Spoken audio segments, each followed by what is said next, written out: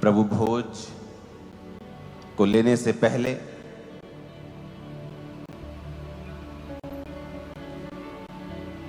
हमें यह समझना है कि हम इसे क्यों ले रहे हैं, क्योंकि ये एक रीति रिवाज नहीं है कि आज होली कम्युनियन है तो हमने इसे लेना है। पहला कुरिन्थिया 11 उसकी 23 आयत को हम निकालेंगे।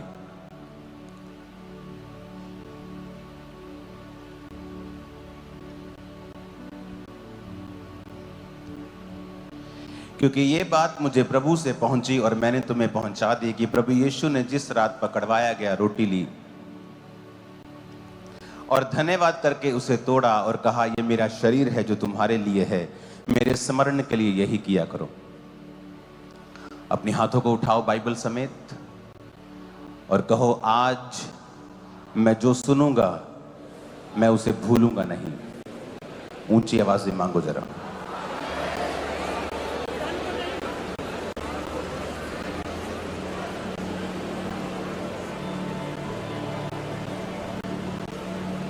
मैं इसे मानूंगा और फलों को लेके आऊंगा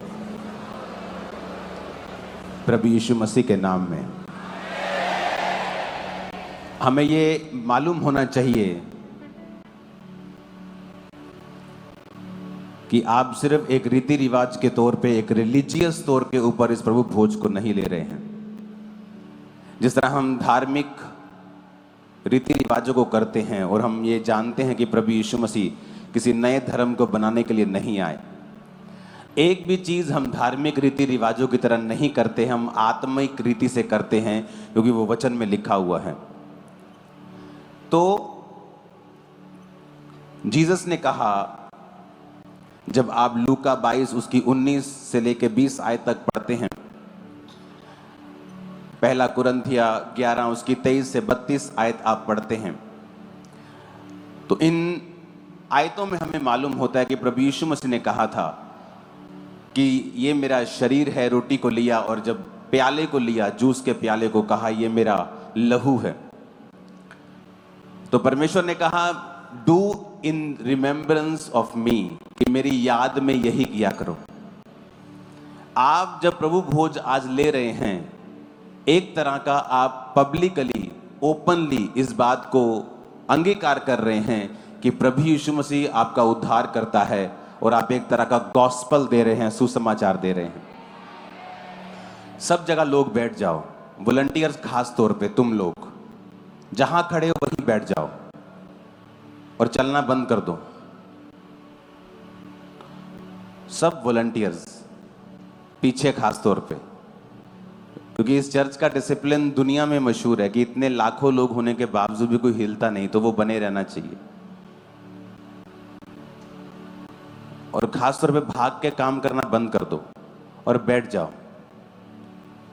जिनके पास प्रभु भोज की है बाल्टी, वही एक जना हिलेगा बस पूरे पंडाल के लिए, दैट्स इट। तो वचन में लिखा कि जब कभी परमेश्वर ने कहा तुम ऐसा करो तो मेरी याद के लिए करो, कि जीसस क्राइस्ट ने एक रात पहले क्रूसिफिकेशन शुक्रवार को कल थी, और आज रात प्रभु यीशु मसीह उस भोज को अपने चेलों के साथ ले रहे थे। उस भोज में जब परमेश्वर चेलों के साथ खा रहे थे, तो उस टेबल के ऊपर, जो आज आपने प्ले में भी देखा होगा, आज की मीटिंग ऐसा लगता है कि हेवन ने डिजाइन की है, हेवन देख रहा है इस मीटिंग को, हेवन कर रहा है इस मीटिंग को। मुझे ऐसा लग रहा है कि मैं सिर्फ एक माइक हूं, जैसे मेरे हाथ में एक माइक है, इसका कोई रोल नहीं है। उसे मुझे लग रहा है कि मैं खुद एक माइक हूं और पवित्र आत्मा बात कर रहा है, दैट्स इट। तो मुझे ये मालूम है कि आज जब आपने वो प्ले देखा कि किस तरह से प्रभु यीशु मसीह बैठे हैं और चेले बैठे हैं, आपको मालूम है कि जो जीसस को पकड़वाने वाला चेला था, यहूदा इस्करियोती, वो भी उसी मेज के ऊपर था। और जीसस को ये मालूम था कि ये चेला मुझे पकड़वाएगा। इमेजिन करो आप कहीं बैठे हों और आपको मालूम हो कि ये आदमी आपको मारने का प्लान कर रहा है, और वो आपके सामने बैठा है और आपको उसका पूरा प्लान मालूम है। लेकिन ये बात साबित होती है कि प्रभु यीशु मसीह का जो फोकस था जो प्रभु यीशु मसीह का प्रेम था पिता के लिए, क्योंकि वो प्रार्थना कर रहे थे अपने स्पिरिट में कि पिता हो सकता है तो ये कटोरा टल जाए, लेकिन मेरी नहीं तेरी मर्जी पूरी हो। कई बार जब आपका विरोध हो रहा होता है, आपको लगता है ये विरोधी है, ये आपका दुश्मन है, आप उससे नफरत करने लगते हैं, लेकिन कई बार परमेश्वर ऐसा करता है आपको नेक्स्ट लेवल पर लेके जाने के लिए।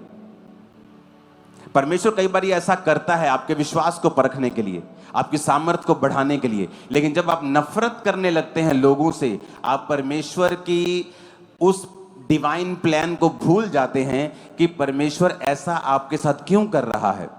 जीसस ने मालूम था कि ये चेला मुझे पकड़वाएगा और ये चेला जाके अब बताएगा और मुझे पकड़वा कर मुझे मरवाएगा, लेकिन जीसस को मालूम था कि ये सब कुछ पिता के प्लान से मैं कर रहा हूं।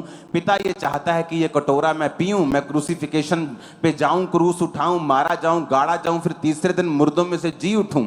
आप इमेजिन करो जीसस क्राइस्ट का फोकस कितना ग्रेट था, कितना महान था कि सामने उनका कातिल बैठा है, पकड़वाने वाला बैठा है, और जीसस ने अपना पेशेंस नहीं खोया। हमारे जैसा कोई होता तो उसको दो जरूर मारता, तो मारता जोर से कि तेरी वजह से आज ऐसा हो रहा है। कर भी लेता काम, लेकिन उसको मारता भी। पेशेंस जीसस क्राइस्ट के अंदर था कि मालूम था ये चेला है वही चेला जो अब मुझे पकड़वाएगा, जो मुझे बेच के आ चुका है, जो सिक्कों में मुझे बेच चुका है। बस अब मेरा इंतजार कर रहा है कि कब मैं वो रात आए और वो जाके जब वो लोग आए तो मुझे चूमे और ये बोलेगा कि मैं जिसको चूमूंगा उसी को पकड़ लेना, वही जीसस क्राइस्ट होंगे। अब इमेजिन करो जब जीसस उस मेज के ऊपर थे तो जीसस को मालूम था कि यही चेला मुझे पकड़वाएगा, और फिर भी जीसस ने उसको गाली नहीं दी, जीसस ने उसको धमकी नहीं दी, उसको नरक जाने का थ्रेट नहीं दिया, उसको टांग टूटने का थ्रेट नहीं दिया, उसको मरने का थ्रेट नहीं दिया, उसको गाली नहीं दी, उसको श्रापित नहीं किया।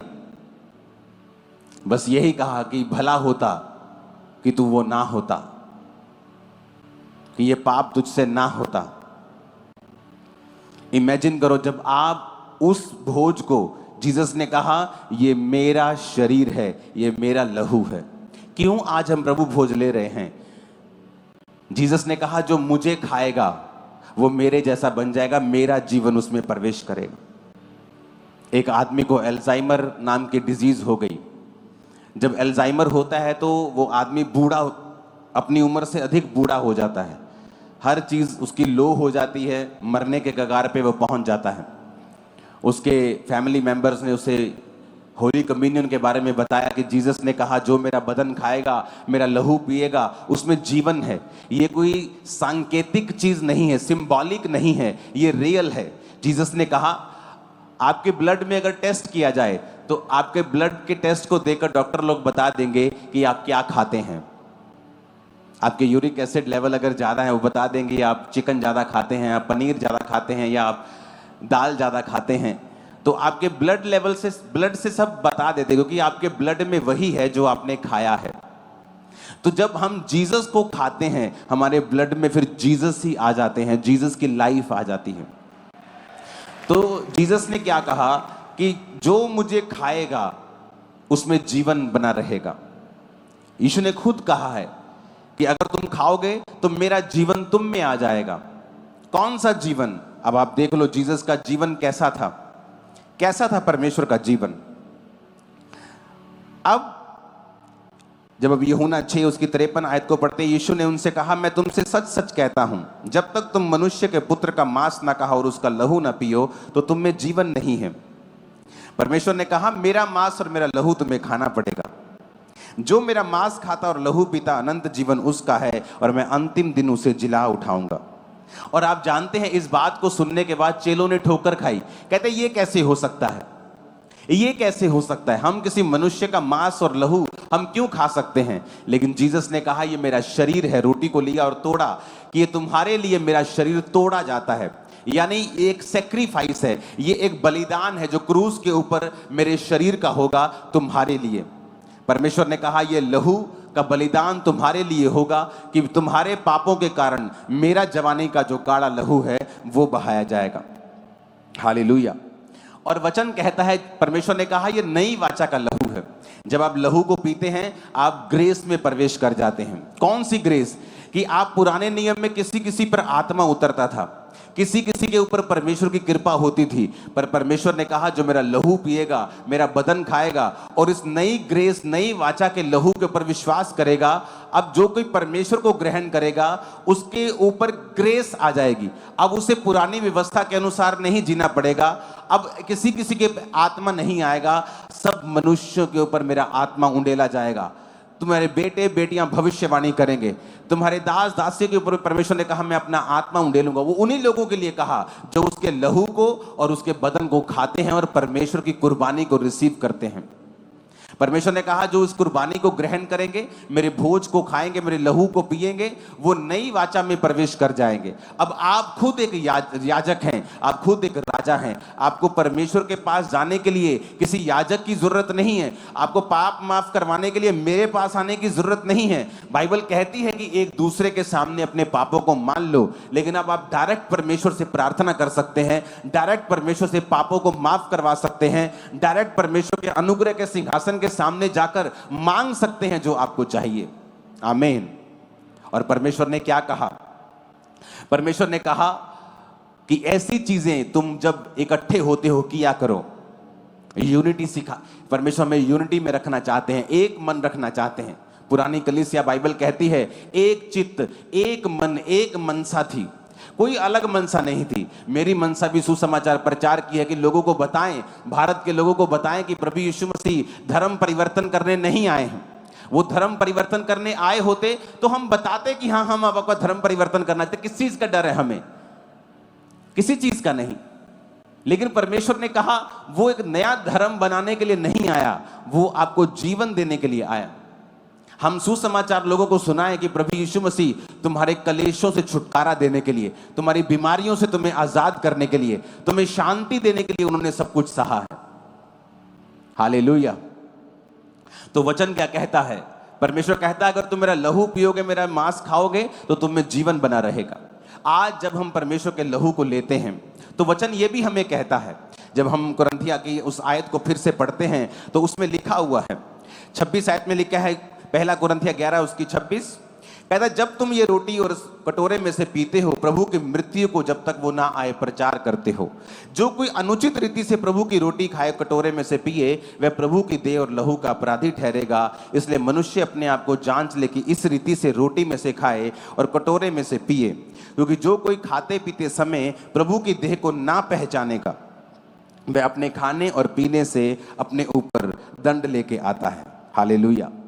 यानी जब हम इकट्ठे होते हैं यूनिटी के लिए, हम यूनिटी में आते हैं, हम प्रभु भोज लेने के लिए, हम घरों में भी इसे ले सकते हैं। तो परमेश्वर ने क्या कहा कि तुम अपने आप को जांचोगे, देह को जांचना, जांच कर रोटी खाए। इसका मतलब क्या? कि मैं अपने आप को जांचूं कि क्या मैं सचमुच परमेश्वर की देह से प्यार करता हूं, उसकी देह को मैं खा रहा हूं। आप भी परमेश्वर की देह हैं। जब मैं आपकी बदनामी करता हूं तो एक्चुअल में परमेश्वर की देह की बदनामी करता हूं। जब मैं अपनी आशीष को किसी गरीब विश्वासी को शर्मिंदा करने के लिए इस्तेमाल करता हूं, मैं परमेश्वर की देह की बदनामी करता हूं। तो वचन कहता है तुम अपने ऊपर दंड लेके आओगे और बीमार रहोगे अगर प्रभु की देह को नहीं पहचानोगे। तो वचन कहता है जो कोई प्रभु का देह खाएगा और लहू पिएगा उसमें जीवन होगा। यही वचन उसको दिया गया जब अल्जाइमर नाम की डिजीज उसे हुई। वचन दिया गया कि परमेश्वर चाहता है कि तू चंगा हो। उसने लहू को बहाया, उसने तेरे लिए बदन दिया है। वो बदन और लहू को लेना शुरू हो गया। जब 3 दिन लगातार उसने घर बैठे परमेश्वर का बदन लिया और रोज लहू लिया, घर बैठा रहता था। कोई ऐसे पेशेंट चल नहीं सकते ज्यादा, वो लो होने शुरू होते हैं और मर जाते हैं। तो जब उसने बदन लिया, परमेश्वर ये तेरा शरीर है जो मेरे लिए तोड़ा गया, ये तूने इसीलिए तोड़ा कि मैं शारीरिक रूप से कमजोर ना रहूं। अगर परमेश्वर ने सिर्फ लहू पाप माफ करवाने होते, वो सिर्फ लहू बहाता कि कोई आता और परमेश्वर को मारता, कि उसका सारा लहू बह जाता, लेकिन वचन ये कहता है कि उसकी सुंदरता आदमियों के जैसे नहीं रह गई थी जब प्रभु यीशु मसीह को कोड़े मारे गए थे। उसका मुंह, उसकी पीठ, जब 39 कोड़े लगे थे तो एक एक कोड़े से 40-40, 50-50 ग्राम मांस बाहर आता था। तो बाइबल कहती है वो पहचान भी नहीं पा रहे थे कि ये वही प्रभु यीशु मसीह है। तो वचन कहता है उसने जानबूझ के उन कोड़ों को खाया ताकि हम शारीरिक रूप से स्वस्थ हो सकें और डिवाइन हीलिंग में चल सकें। जब भी शैतान आपके दिल में डाले कि परमेश्वर की इच्छा नहीं है कि तू चंगा हो, परमेश्वर की इच्छा है कि नए विश्वासियों को परमेश्वर चंगा करता है विश्वास में बनने के लिए, लेकिन पुराने विश्वासियों को वो हीलिंग देने में इतना नहीं सोचना चाहिए। नहीं नहीं नहीं, ऐसा नहीं है, ये शैतान की चाल है। परमेश्वर ने वो लहू इसीलिए बहाया, वो कोड़े इसीलिए खाए, वो कोड़े इसीलिए खाए, वो शरीर इसलिए तोड़ा कि तुम डिवाइन हेल्थ में भी चल सको। जब उसने 3 दिन वो लेता रहा, रोज बदन को लेता था, बोलता था प्रभु तेरे वचन में लिखा है ये शरीर तूने मेरे लिए तोड़ा, मैं इस शरीर को खाता हूं। जूस को लेता था, बोलता था परमेश्वर ये जूस नहीं तेरा लहू है जो तूने मेरे लिए बहाया, रोज वो उसे पीता था। जब चौथे दिन बंदा वो उठा, वो 10 साल जवान था, उसकी बॉडी हील हो चुकी थी, अल्जाइमर जा चुका था, आंखें खुल चुकी थी, और विजिबली एक होता है कि आपको हील हो गए लेकिन आप ऊपर से भी चेंज नहीं हुए हो, आपकी चमड़ी वैसी की वैसी, आंखें धसी की धसी हैं, या आपका शारीरिक ढांचा वैसा ही है, आप वैसे चल पड़े हो, आपको फर्क लग रहा है। कहता विजिबली फर्क था, दिखने में फर्क लग रहा था, चमड़ी जवान हो रही थी, आंखें बाहर आ रही थी, जवान लग रहा था, चल रहा था, और वो आदमी पूरी तरह से आज हील हो चुका है, चंगा हो चुका है, ऐसी एक बीमारी से जिसका इलाज मेडिकल साइंस के पास भी नहीं है। कारण क्या? प्रभु भोज। जब आप प्रभु भोज की ताकत को समझते हैं, इसलिए तो कहा जाता है कि विश्वासी एक दूसरे को माफ करे, क्योंकि जिस प्रभु का आप भोज ले रहे हैं ये जानते हुए कि मेरा कातिल इसी मेज के ऊपर बैठा है, तब भी वो पेशेंस रखता है। इमेजिन करो आप उस प्रभु के शरीर को खा रहे हो, तो आपको कैसा फोकस और कैसा पेशेंस आपको रखना चाहिए अपनी लाइफ में। और जब आप इस प्रभु भोज को समझ के लेते हो कि मेरे परमेश्वर ने सब कुछ जानते हुए भी, आंखों के सामने होते हुए भी अपना पेशेंस नहीं खोया, अपना आपा नहीं खोया, कहीं भी गाली नहीं निकाली, कहीं भी गुस्सा नहीं किया, तो परमेश्वर ने जब हम उसको जो ग्रेस हमें दी है कि हम उसी शरीर को खा सकते हैं, मैं आपको आज प्रॉमिस देता हूं, आप उस परमेश्वर के शरीर को आज खाओगे और उस परमेश्वर के लहू को आज पियोगे जिसमें इतना पेशेंस था। जो अमीरों का अमीर क्या, ऐसे ग्रह वैज्ञानिकों ने ढूंढे हैं, मैंने आपको बताया था पहले भी, जो पूरी तरह से हीरे के बने हुए हैं। अगर उनको बेच दिया जाए तो इस धरती के ऊपर $100 की इतनी ढेरियां लगेंगी कि वो चंद्रमा तक पहुंच जाएंगी, ढेरियां इतनी होंगी। ऐसे ग्रह परमेश्वर ने बनाए हैं। वो इतना अमीर परमेश्वर है, लेकिन एक गरीब घर में जन्म लेता है, एक आम घर में जन्म लेता है, ताकि वो ऐसा ना लोग बोलें कि परमेश्वर को क्या मालूम गरीबी क्या होती है, उसको क्या मालूम दुख क्या होता है, शारीरिक पीड़ा क्या होती है, बीमारी की पीड़ा क्या होती है। बाइबल कहती प्रभु यीशु मसीह ने हर वो चीज सही है जो एक आम आदमी सहता है। वो एक गरीब घर में, आम घर में जन्म लेते हैं, वो अपने पिता के साथ काम करते हैं, वही काम जो उनके पिता कारपेंटरी का करते हैं वही जीसस क्राइस्ट करते हैं, वही कोड़े वो खाते हैं, शारीरिक पीड़ा को सहते हैं। मानसिक पीड़ा इतनी थी परमेश्वर को, लोग बोलते हैं कि परमेश्वर को मानसिक पीड़ा कैसे हो सकती है। जानबूझ के यहोवा पिता ने उनको मानसिक पीड़ा से निकाला। क्यों? बाइबल कहती जब परमेश्वर गसमनी के बाग में थे तो वचन कहता है कि प्रभु कह रहे थे पिता हो सकता तो कटोरा टल जाए, और कुछ मूर्ख लोग जिनको बाइबल के बारे में पता नहीं कहते हैं कि ले वो तो आप कह रहे सी परमेश्वर ਨੂੰ, ਉਹ ਤਾਂ ਆਪ ਕਹਿੰਦਾ ਫਿਰਦਾ ਸੀ प्रभु जी, वो डरता सी परमेश्वर तक कि ऐसा ना होवे सलीबी मौत टल जाए। वो पीड़ा के बारे में यीशु मसीह नहीं कह रहे थे। यीशु मसीह इसलिए दुखी नहीं थे कि कल मुझे क्रूस उठाना पड़ेगा या मेरे को मार पड़ेगी, वो इसलिए दुखी थे कि वचन कहता है जो काठ पर लटकाया जाएगा वो श्रापित है। वो जो काठ पे लटकाया जाता है वो श्रापित है। जब एक बंदा श्रापित हो जाता है तो वचन कहता है कि यहोवा परमेश्वर इतना पवित्र है कि वो श्रापित को देखता नहीं। तो यीशु मसीह को मालूम था कि कल जब मैं क्रूस पर चढ़ाया जाऊंगा तो कुछ देर के लिए पिता अपनी पीठ फेर लेगा, अपना मुंह मुझसे हटा लेगा और अपनी पीठ मेरी ओर कर लेगा। वो पीड़ा थी प्रभु यीशु मसीह के अंदर जुदाई की, कि परमेश्वर नहीं चाहते थे कि चाहे वो 2 पल हो, चाहे वो आधा घंटा हो, 5 मिनट हो, वो कुछ भी हो, कि मैं 1 सेकंड के लिए भी पिता से अलग ना हूं। ये परमेश्वर की पीड़ा फिर प्रभु कह रहे थे कि हे पिता, हो सकता है तो ये कटोरा टल जाए, पर मेरी नहीं तेरी इच्छा पूरी हो।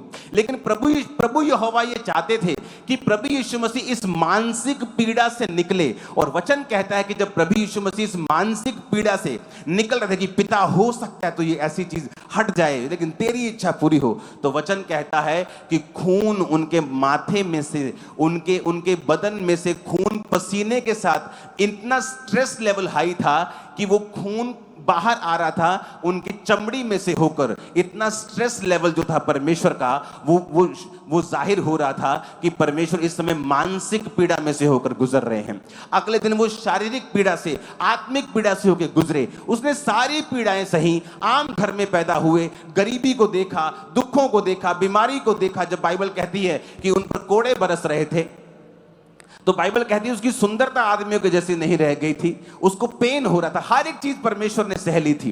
किसके लिए? आपके लिए। और जब आज आप उस भोज को खाते हैं, उस लहू को पीते हैं, आप एक तो जीसस क्राइस्ट के जैसा स्वभाव अपने अंदर पाते हैं। आप स्ट्रॉन्ग लाइफ को फील करेंगे कि आपकी स्पिरिचुअल लाइफ स्ट्रॉन्ग हुई है और ताकतवर हुई है। आप जीसस के जैसा पेशेंस पाएंगे, जीसस के जैसा फोकस पाएंगे, जीसस के जैसी दलेरी भी आज आपके अंदर आएगी। और मैं आपको बता रहा हूं, ये मेरी लाइफ का पर्सनल एक्सपीरियंस है। आप जब आत्मिक चीजें करते जाते हैं, कई बार आपको आपकी लाइफ में बीमारी एंटर करती है, या कोई परीक्षा एंटर करती है, या कोई ऐसी अनहोनी घटना आपके साथ होती है और आप सोचते हैं कि ये मेरे साथ क्यों ऐसा हो रहा है। आप प्रार्थना करते हैं, आप दुनियावी चीजें भी जो आपको करना है, आप मेडिसिन खाते हैं, कुछ भी करते हैं, दुनियावी तरीके से अपनी प्रॉब्लम को सॉल्व करने का यत्न करते हैं। लेकिन अगर आप आत्मिक चीजें करते जाएंगे, मैं आपको बता रहा हूं, ये प्रोफेसी है, परमेश्वर आपको सरप्राइज देंगे एक दिन अचानक से। और वो सरप्राइज उस दिन होगा जिस दिन आपने एक्सपेक्ट नहीं किया होगा। वो काम उस दिन होगा जब आपने सोचा भी नहीं होगा। आप सोचेंगे कि हाँ, अब मुझे अगले महीने और सफर करना है, लेकिन सडनली परमेश्वर का आत्मा आपको छुएगा और बड़े काम आपकी लाइफ में करके आपको छुटकारे की तरफ लेके जाएगा। और ऐसा तब होता है जब आप अपनी आत्मिक पोजीशन को छोड़ते नहीं हैं, आप अपनी आत्मिक चीजों को छोड़ते नहीं हैं, आप प्रार्थना करना नहीं छोड़ते हैं, आप बाइबल पढ़ना नहीं छोड़ते, आप पवित्रताई के सिद्धांत को छोड़ते नहीं हैं, आप परमेश्वर के साथ समय को बिताते हैं। मैं पिछले कुछ दिनों में अचानक, मेरे को इंटरनेट का शौक नहीं है, मेरी वाइफ तो किसी भी ऐप पर भी नहीं है, ना ये फेसबुक पे है, ना इंस्टा पे है, मेरे फोन पे चीजें हैं। मैं अपनी मिनिस्ट्री का कुछ चेक कर लिया, तो एक दिन मैं अपने फोन पे था और 4-5 मिलियनर बिलियनर लोग आए जो बहुत अमीर थे। उनकी इंटरव्यू हो रही थी, एक आदमी उनकी इंटरव्यू ले रहा था, और सब में एक चीज कॉमन थी। सब कहते थे कि मैं जब 28 साल का था, मैं बाइबल पढ़ रहा था, तो परमेश्वर ने मेरे से बात की बाइबल में से, और तब से मेरी जिंदगी बदल गई। मैं ब्रिज के नीचे रहता था, आज मेरी हजारों करोड़ों की कंपनी है। सभी की लाइन सेम थी कि मैं बाइबल के साथ जुड़ा हुआ था, मैं परमेश्वर पर विश्वास करता था। कल मैं एक जगह बैठा हुआ था और वहां पे मैं अपनी टेस्टिमनी को दे रहा था, और मेरे पास परमेश्वर की ओर से एक छोटी बाइबल, जो मेरी पहली बाइबल जो मैंने अपनी वाइफ को गिफ्ट दी, वो मेरे साथ थी। और मैं उनसे बात कर रहा था। मैंने कहा मेरी लाइफ की हर बड़ी शुरुआत बाइबल से हुई है। जब मैं मेंटली अपसेट के अटैक से निकल रहा था, तो मैं 15 मिनट की प्रार्थना करता था। मुझे अब याद नहीं 15 मिनट में 3 बार करता था, शायद 15 मिनट में 2-3 बार प्रार्थना करता था। और 15 मिनट में भी मैं अपनी घड़ी को, तब दूसरे मोबाइल होते थे, टाइम उन पे भी आता था, तो उन पर मैं 15 मिनट में भी 3-4 बार मोबाइल देख लेता था, कितने मिनट हो गए, कितने मिनट हो गए। तो इस तरह से मैं प्रार्थना करता था। और एक दिन जब मुझे अटैक होने लगते थे, तो मुझे बाइबल पढ़ता था जब मेरे अटैक खत्म होते थे, क्योंकि उसका दवाई इलाज नहीं था। आप नशा कर ले, उसका इलाज नहीं था। तो मेरे जीवन में परमेश्वर ने शैतान को भी इस्तेमाल किया। जब मेरे को अटैक होता था दुष्ट आत्मा का, तो मैं बाइबल पढ़ता था और सिर पे अनॉइंटिंग ऑयल लगा के अपनी छत पे चला जाता था, बाइबल पढ़ता था 3-3 घंटे, 6-6 घंटे। उस वजह से मेरे को पूरा नया नियम याद हो गया था। कोई भी विश्वासी अगर मेरे पास आता था, जब मैं पास्टर के पास अपने जाता था और कोई विश्वासी किसी के पास विजिट होती थी, तो मेरे को बाइबल रटी हुई थी, वो कोई भी चीज बोलता था तो मैं झट से बाइबल निकाल लेता था कि तेरे बारे में परमेश्वर का वचन ये कहता है। तो इतना परमेश्वर ने मुझे, इसलिए नहीं कि प्रभु से बहुत प्यार करता था, इसलिए कि परमेश्वर ने मुझे ऐसी सिचुएशन में डाल दिया कि मुझे बाइबल पढ़नी पड़ती थी, नहीं तो मेरे मेंटली अपसेट के अटैक खत्म नहीं होते थे। तो उनमें मैंने क्या सीखा, एक दिन मैं जब बाइबल पढ़ रहा था तो परमेश्वर का वचन आया, हे मेरे प्रिय भाइयों, हियाव बांधो, दृढ़ रहो, क्योंकि तुम जानते हो कि मसीह में की गई मेहनत व्यर्थ नहीं। मुझे लगा परमेश्वर ने मुझसे बात की है। अगर मैं चाहता हूं कि मैं मेंटली अपसेट के अटैक से फ्री हो जाऊं, मैं इस बीमारी से आज़ाद हो जाऊं, तो मेरी मेहनत नहीं, शायद प्रभु ये चाहता है कि मैं मेहनत करूं। तब मेरे रोजे रखने स्टार्ट किए, 40 रोजे स्टार्ट किए, फिर 40 खत्म, फिर 40, फिर 40, एक साल में 5 बार 40 रोजे रखे। और परमेश्वर का दास मेरे सपने में आके मुझे कहता है, तेरा जो डिप्रेशन है इसके विषय में परमेश्वर से दिल खोल के प्रार्थना कर। यानी जिस चीज का तुझे डिप्रेशन है उसको शब्दों में बोल कर, कि तेरे दिमाग में क्या आता है उस चीज को शब्दों में बोल बोल कर परमेश्वर के सामने प्रार्थना कर, तेरा डिप्रेशन जो है वो खत्म हो जाएगा। और वो दिन था और आज दिन है, 20 साल हो चुके हैं, वो चीज वापस कभी नहीं आई मेरी लाइफ में। लेकिन वो कैसे हुआ? सारे मिलियनर्स बिलियनर्स बता रहे थे बाइबल, वचन, फेथ। आज विश्वासी बाइबल के साथ जुड़ा हुआ नहीं है। क्रिश्चियन बंदे को लगता है मैंने बाइबल पढ़ी हुई है, विश्वासी को लगता है मैं नया नियम पढ़ूंगा। नहीं, ऐसा नहीं है। अगर आप बाइबल के साथ अटैच्ड हो और उसको रेगुलर पढ़ते हो, कोई पता नहीं कौन सा वचन किस दिन जीवित हो जाएगा। जब मैं बाइबल पढ़ता हूं, आप जानते हैं कई बार अगर मैं अपनी, ये चीज आपको शायद समझ आए चाहे ना आए, कुछ चीजें डीप हैं। अगर मैं एक बाइबल को पढ़ूं तो शायद आप ये बात नहीं जानते कि जो मैं पढ़ रहा हूं उस वचन को जीवित कर सकता हूं अगर आपके अंदर पवित्र आत्मा है तो। शायद आप ये बात ना समझे कि वचन तो जीवित ही है, लेकिन मैं आपको कुछ और कह रहा हूं। आप उसे व्यक्तिगत बना सकते हैं। एक वचन लिखा है कि परमेश्वर ने कहा धर्मी का वंश बचाया जाएगा, लेकिन अगर आपके अंदर पवित्र आत्मा है, आप प्रभु की प्रेजेंस में हैं, और अगर आप वो वचन पढ़ लें, उसे व्यक्तिगत बना लें, आप जीवित कर सकते हैं और एक बच्चा पा सकते हैं परमेश्वर से। मेरी बात समझ आ रही है कि नहीं? जीवित कर सकते हैं आप वर्ड को। मैं मेंटरशिप मीटिंग में अगर जा रहा हूं तो मैं उन वचनों को पढ़ूंगा जो मुझे चाहिए, और उन वचनों को लेकर मैं जीवित कर सकता हूं, उनकी लाइफ में ज्वलंत कर सकता हूं, काम कर सकता हूं उन वचनों के द्वारा। कितने मेरी बात को समझ रहे हैं? कुछ चीजें डीप है, अगर मैं इनको समझाने लग जाऊंगा तो आज के टॉपिक से हम हट जाएंगे। परमेश्वर यीशु मसीह ने वचन को जीवित किया, जो लिखा हुआ था कि यहोवा का आत्मा मुझ पे है, उसने सुसमाचार सुनाने के लिए मेरा अभिषेक किया। लेकिन जब जीसस ने पढ़ा, वो जीवित हो गया, व्यक्तिगत हो गया और जीसस के लिए हो गया। तो जो व्यक्ति विश्वासी जो है, जो अगर वचन के साथ जुड़ा हुआ नहीं है, तो उसे बहुत सी चीजें मिलती नहीं। क्यों? क्योंकि अगर आप वचन के साथ जुड़े हुए होंगे, कोई पता नहीं कौन सा वचन आपके दिल में हिट कर जाए। जीसस के वचन में लिखा है, यहोवा के दाहिने हाथ में दीर्घ आयु और बाहिने हाथ में धन और महिमा है। अगर एक विश्वासी से जो गरीब है, जो गरीबी के श्राप से निकल रहा है, भाई साहब, आप परमेश्वर के नाक में दम कर दोगे इस वचन से। अगर आप में दिमाग हुए ना, अगर आप में बुद्धि हुई, इस एक वचन से आप प्रभु के सामने रोज घुटने लगा के बैठ जाओगे, उसको आपको धन देना पड़ेगा और आप प्रभु का काम करोगे।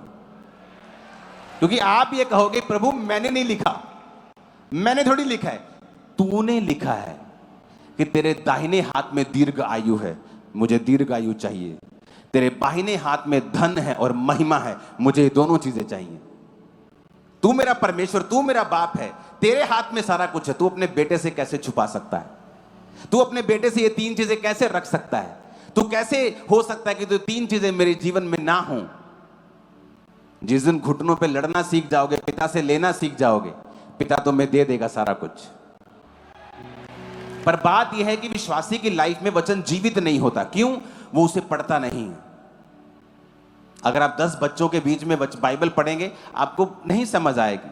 आप एकांत में पढ़ें, अलग होके पढ़ें, काम होके पढ़ें, समझ समझ के पढ़ें, और देखें वचन आपको क्या कह रहा है। कि परमेश्वर कह रहा है, मेरे दाहिने हाथ में दीर्घ आयु। आप अपनी बीमारी को हील कर सकते हो कि प्रभु तेरे वचन में लिखा है तेरे दाहिने हाथ में दीर्घ आयु है। अगर तेरे दाहिने हाथ में है तो किसके लिए है? मेरे दुश्मन के लिए नहीं, मेरे लिए। मुझे चाहिए, मुझे चाहिए। आप दिन रात इस वचन से प्रार्थना करने लगते हैं।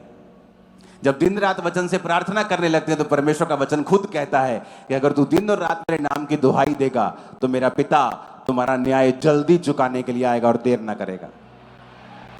पर बात यह है कि वो एक पर्सनल रिलेशन पे निर्भर करता है। अब आपने वो थोड़ा सा मुद्दा भटका दिया है, तो ये भी पवित्र आत्मा की ओर से है कि अब वो पर्सनल रिलेशन पे निर्भर करता है कि क्या आपके अंदर पवित्र आत्मा है कि आप पढ़े हुए वचन को जीवित कर सकते हैं, आप उसे जीवित कर सकते हैं कि प्रभु तेरे वचन में लिखा है कि गर्भ का फल यहोवा की ओर से प्रतिफल है। अच्छा, गर्भ का फल यहोवा की ओर से प्रतिफल है कि यहोवा उसे देता है, तो मेरे जीवन में क्यों नहीं? आप फाइट करते हैं, आप प्रेयर करते हैं रोज, आप 8 साल प्रार्थना करते हैं एक वचन से, भाई साहब प्रभु को आपकी सुननी होगी, वो आपको गर्भ को खोलेगा। वो कितने मेरी बात को समझ रहे हैं? वचन को जीवित करना बहुत जरूरी है। हालेलुया। तो फिर से उसी मुद्दे पे हम आते हैं कि परमेश्वर क्या कहता है कि मेरा बदन जो तुम खा रहे हो, मेरा लहू तुम पी रहे हो, तुम मेरे जीवन को खा रहे हो। मैं जीसस के जैसा पेशेंस, जीसस के जैसी लाइफ, जीसस की हीलिंग, जीसस की डिलीवरेंस, जीसस की ब्लेसिंग को आज मैं खाऊंगा और आप भी उसे खाएंगे। आज आपकी लाइफ का मोस्ट ब्लेस्ड डे, सबसे ज्यादा आशीषित दिन है आज यीशु के नाम में। सबसे ज्यादा खूबसूरत दिन है आज यीशु मसीह के नाम में। लग नहीं रहा आपको खूबसूरत? सबसे मेरे को तो फील हो रहा है, लग रहा है, दिख रहा है, समझ आ रहा है, आत्मा में, शरीर में भी। हालेलुया। उसने कहा मेरा बदन तुम खाओगे। अब जब हम उसका शरीर खा रहे हैं, हम हीलिंग को खा रहे हैं, उसकी लाइफ को खा रहे हैं। जीसस के जैसा पेशेंस, जीसस के जैसा फोकस, जीसस के जैसी प्रेयर लाइफ, जीसस के जैसा वचन के साथ जुड़ाव, जीसस के जैसा पिता के साथ रिश्ता, पिता के साथ नाता, जीसस ने जो कहा, जो किया पिता के लिए, वो ऐसी ग्रेस आप खा रहे हैं और आज मैं खा रहा हूं। और परिवार सेम नहीं होंगे आज से इन जीसस ने। सब बदल जाएगा। परमेश्वर का आत्मा कहता है सब बदल जाएगा। आमीन। ऊंचा चाहिए चर्च। Hallelujah, hallelujah. मैंने अपनी लाइफ में एक्सपीरियंस किया है चीजों को, एक बार नहीं कितनी बार, जब ऐसी चीजें हुई हैं मेडिकली जिनका हल नहीं है, और प्रार्थना, उपवास, चीजें खत्म। आप हैरान हो जाते हैं, आप वही हैं कि परमेश्वर ने आपका हल कर दिया, सोल्यूशन दे दिया आपको, क्योंकि आप आत्मिक लोग हैं। आपको आत्मिक चीजें करते रहना होगा। काम हो चाहे अभी ना हो, चाहे बाद में हो, लेकिन आपको करते रहना होगा, क्योंकि यही सच्चाई है, यही ट्रुथ है। कहीं और कुछ भी नहीं है, कहीं हल नहीं होगा। परमेश्वर ही एकमात्र हल है हमारा। अपने हाथों को उठाओ।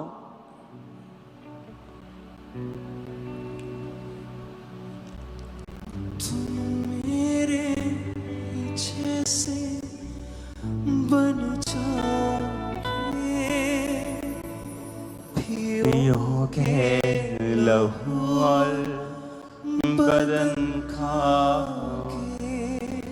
सब अपने हाथों को उठा के गाओ तुम मेरे और अपने माथे से लगा लो प्रभु भोज को। बन जाओगे, पियोगे लहू और बदन खाओगे। जो स्वर्ग से उतरी वो रोटी हूँ मैं, जो जीवन है देती वो ज्योति हूँ मैं। जो स्वर्ग से उतरी